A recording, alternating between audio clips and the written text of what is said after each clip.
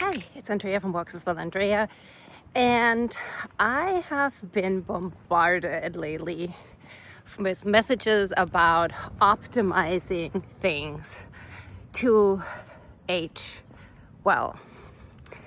And that optimization is really the key to healthy aging. And this, of course, has been going on for a long time, but I sort of reached my breaking point, I feel like, this week, because it was literally everywhere. And it was about food, and it was about exercise, and it was about medical markers. And I really thought, we are in a place where we are told that, there is something like an optimal diet, an optimal exercise program, optimal medical markers like blood work and things like that. And I think a lot of people are very confused, are very stressed out about it, and they keep chasing something that, in my opinion, doesn't really exist.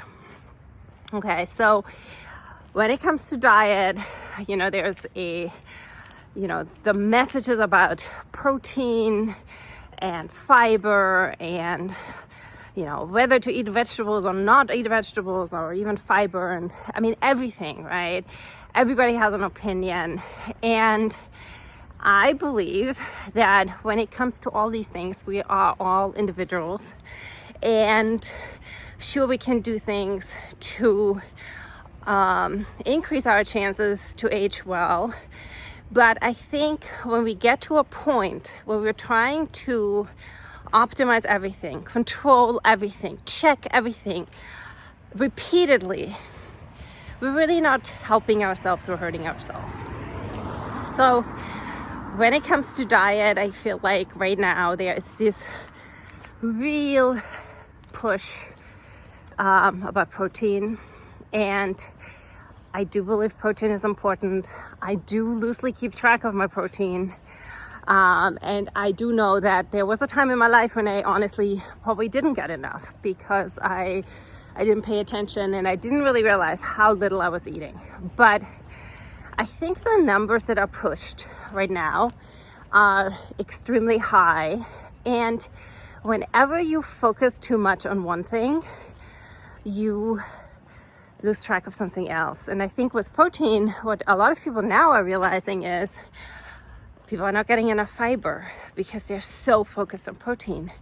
And now we're pushing the fiber, and we don't push maybe the more natural forms, but all the fiber type of supplements or food that has the fiber added. And it's a never ending chase for the perfect thing. And I think there is just no perfect thing. I do think that, in my opinion, and I'm not a professional, this is just my personal opinion, but I think, a diet that has enough, not the most, but enough protein, that has a wide variety of fruits and vegetables, a diet that hopefully, or in an ideal situation, we make ourselves some ingredients that we buy and not some boxes, right? Have a variety and eat for enjoyment. I think that's probably the diet that serves us best and that is sustainable and we can do long term. And when it comes to exercise, I am really getting sick and tired of these messages of, you have to do certain things or you're doomed. I've long talked about the 4 pillars of exercise or movement that I believe in, and I very briefly, they in no particular order. I believe we need to move throughout the day, not only for 30 minutes or an hour in the gym, but hopefully every 30 to 60 minutes. We need to do some sort of strength training. We need to work our cardiovascular system, and we need to focus on mobility, flexibility, stability, and mobility. Okay, so I think we need all those. But I think it is crazy how people claim that there is a certain exercise program that is the best or the only one, or the best if you a midlife woman, or whatever else it may be. Okay, so a lot of the messages lately have been about lifting heavy. Now I get where this probably came from. Like, women were always discouraged from lifting heavy. They were given little pink dumbbells. I get that, a 2 pound or a 3 pound weight, we cannot do enough reps to meaningfully build muscle, right? So I personally believe, yes, we should lift weights that challenge us. I personally like to stay in the 8 to 12 rep range until I get close to failure. I do a couple lifts heavier. I do not think that every lift has to be as heavy as possible. And I do think that if we are not very careful and we haven't really lifted for quite some time, there really is a chance that we hurt ourselves because our connective tissue and our ligaments and tendons and everything just are not necessarily ready. So I do think, there is a caveat there. And also, it has been shown that moderate weights that you would lift, maybe 8 to 12 reps until you get close enough to failure, that they help, with hypertrophy, building muscle, your bone health, and so on. Okay, so there is not one program. The program, in my opinion, that is best for you is the program that you will stick with long term. Okay, I don't think we should argue about this, quite honestly, because if you have the shiniest program with the bow on it, and if people are they're gonna do it for a couple weeks, for a couple months, maybe for a year, but if they cannot stick with it long term, it doesn't matter, right? It's not the best program. The best program is the program that people enjoy and will do. And then the third area I really am annoyed with is the medical optimization of everything. Don't get me wrong, I'm all for you getting your checkups. I'm all for you getting the tests that you need. And I understand that oftentimes with insurance issues, you have to push for certain tests, and you have to, really make sure that things are looked at. You have to advocate for yourself in many situations. And I absolutely think that is important. But what I'm talking about is there are lots of companies out there now, and we're also influenced by social media because we always have people in our ear that tell us certain things. And so I think we are seeking to optimize everything. And so there are companies who will run 1 million blood tests, and they will look at your blood and they will say, oh, the blood is okay, but it could be better. Like, this value could be better and that could be better. And then they offer you, some of them call it inner age, for example. So not your chronological age, but if you optimize these markers, then you will be 5 or 10 or 15 years younger than your chronological age. And most of them, they're not really validated, right? I mean, it's a company that says that, okay. And I've done some of this, so that's why I can talk about this. And what I've found is you chase these markers, and as one improves, another one automatically goes down a little bit. It's not dangerous, it's not out of range, but it's not optimal. So now we're optimizing this, and then another marker and another and another. And of course, these companies are also smart enough that they now sell you the supplements that go with it, or they have referral programs to doctors or functional doctors or whatever else it may be, right? And I think, it's really, we are trying to optimize, we're beyond what's beneficial, okay?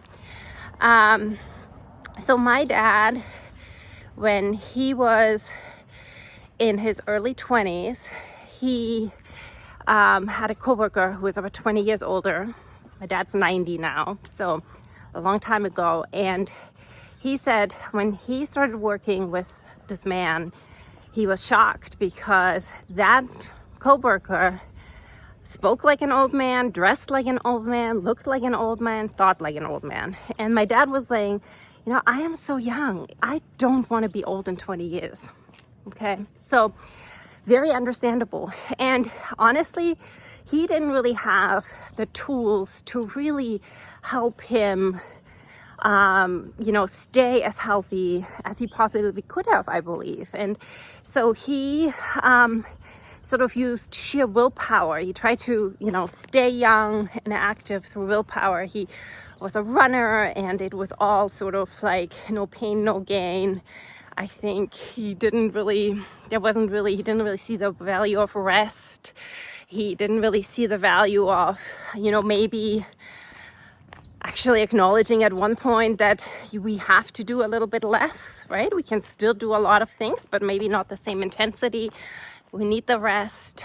He certainly did not understand the importance of lifting weights. And I think that was really detrimental for him. He didn't manage stress. He ended up having a very severe stroke at one point. And I do feel that, you know, maybe if he had, you know, some of the knowledge we have now, maybe things would have turned out differently. Okay. But I still wouldn't want him to overanalyze everything. I don't think that would have been good either. I don't think that would have been beneficial. Okay. So I think we have to learn to do what we need to do.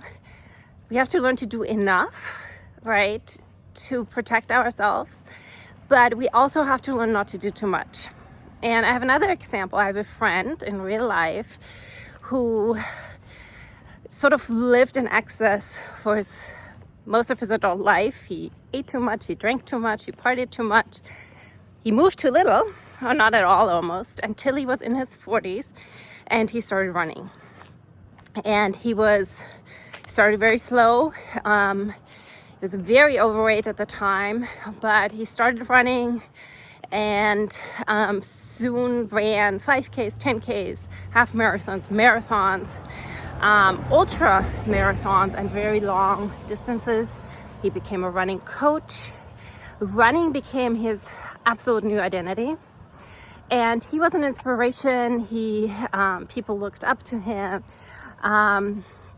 But I was early on quite concerned because to me it looked like he had substituted whatever else he was doing before, which was maybe not the greatest thing, to medicate himself. He now used running, and that ended up being true. He injured himself. He had burnout, and you know, I talked to him and he said really ultimately what he had to learn was some sort of balance, right? And that was really the hardest thing to do. It was much harder than taking up running and just running as much as possible or whatever else. It was really learning to listen to his body, learning to find, you know, really balance, learning how to deal with things without a substance, and the substance not, you know, being alcohol or running or something else, but sitting with your feelings, things like that. And I think, you know, we are really in this era of chasing this perfect something, right? We want to be the best runner, the best weightlifter, the best ager, the, you know, youngest looking whatever. And it really, I don't think it serves us. I think it stresses us out. And I think if you look at the net benefit, oftentimes there is actually no benefit, okay? arrange your life in a way, this is my belief, we should arrange our life in a way that we enjoy the movement, we enjoy the food we eat. We also keep, of course, in mind our health and our longevity, and we want to maximize all of that. And then again, when it comes to health markers, of course, talk to your doctor, push for the tests you need. But also there comes a point where, what will one more test really do for you? All right, I think that is an important question to ask yourself. All right, I hope you have a great day. Keep moving, keep eating, keep taking care of yourself in a way that doesn't stress you out and that benefits you in the long run. Bye now.